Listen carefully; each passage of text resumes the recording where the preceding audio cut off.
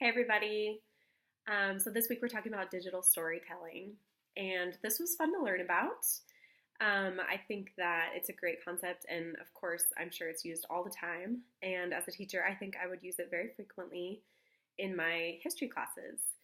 I think that it seems to be a really interactive way for students to bring creativity into the classroom through something as simple as digital storytelling, whether that is through video or an infographic or something like that.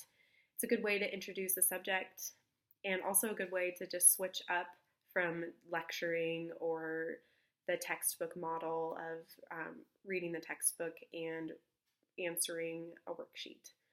I think that this is a really good way to bring creativity and technology into the classroom. And I also think that it's a great way for students to show me what they're learning through presentation and projects that they can use digital storytelling to do.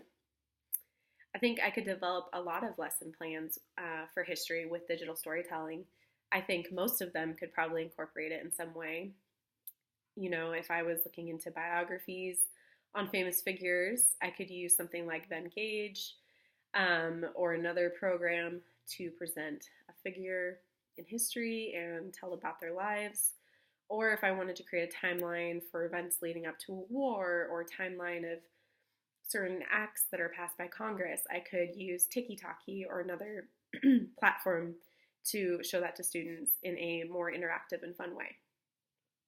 To get students thinking, I would ask them questions in relation to whatever we were discussing in the digital storytelling.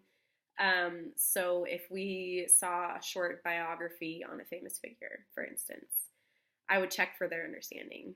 I would ask if they caught when the person was born, when they were active, what era were they active in. I would ask what they were known for, what was their legacy, what was the importance of them.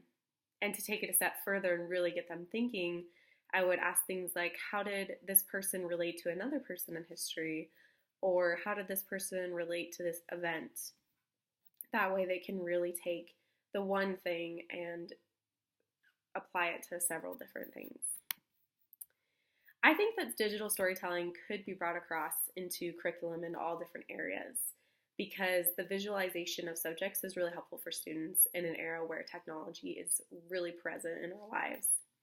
I think all curriculum areas have a story to tell in their lessons, so it is possible to integrate it into those lessons.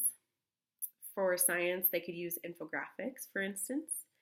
I think it might be more difficult for digital storytelling in math and science, but it's not impossible. The possibilities do seem endless for history or English, just because those are the areas I'm a little more familiar with, but I know it can be applied to many other areas as well.